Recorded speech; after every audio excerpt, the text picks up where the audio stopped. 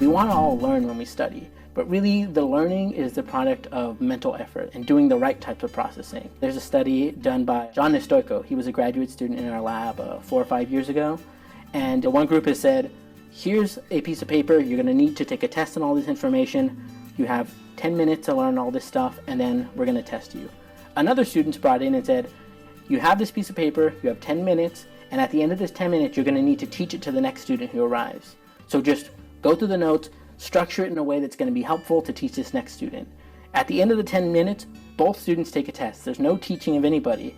The student who is preparing to teach somebody else does better than the student who is preparing to take this actual test.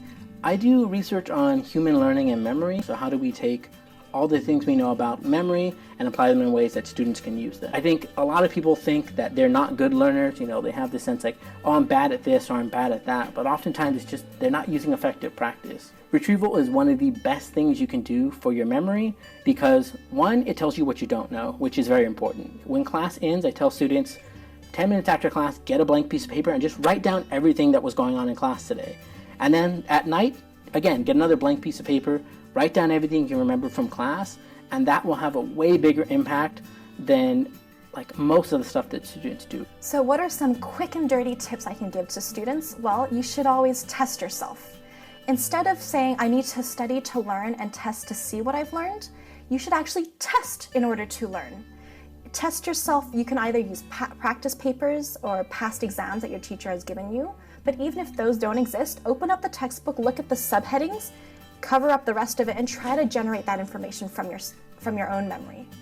Or actually try to write test questions. Think to yourself, what might be the testable things here and what could people be confused about? Test your friends, teach your friends, take tests that your friends have written for you. All of these active ways of studying are going to be much, much, much more effective than simply sitting in a room reading your chapter 5 times repeatedly. Okay, so here's the thing that most people don't do. We know it's good for us, but the science shows it is very good for us, which is spaced practice. So typically, we just study right before an exam, and that generally boosts performance really quickly, but it boosts performance in a way that's not going to last. It'll get you to some high level now, but it deteriorates rapidly.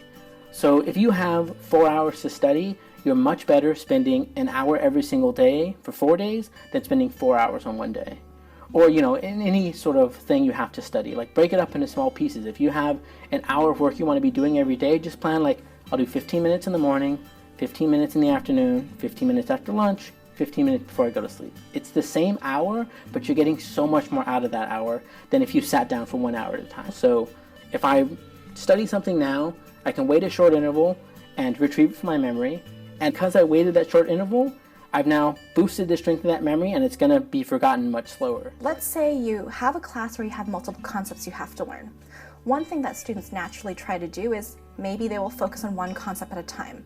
They think to themselves, I'm going to study this one thing, immerse myself fully into it until I know it, and then move on to the next.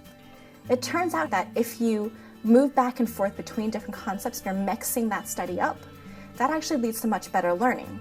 By mixing things up, you're not only making it easier for you to be able to recall that information flexibly whenever you might need it, but you're also better able to see the connections and differences between those concepts to get a better sense of that bigger picture. Another strategy that students can use to enhance their learning is to mix up where they study. So we've all been told, I think, from early on that we should try to find one location, say in the library, that's nice and quiet, and do all of our studying in that location.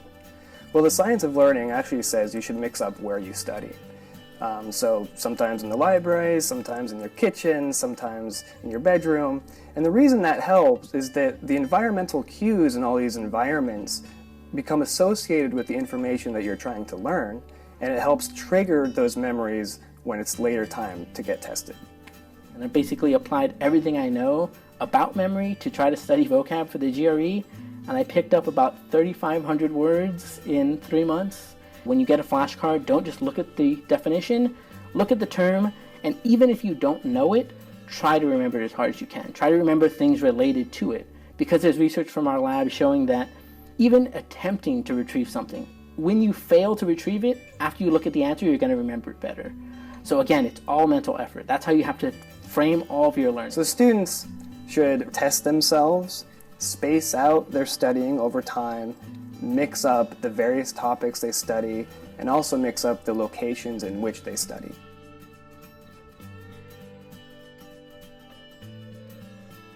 I love memory.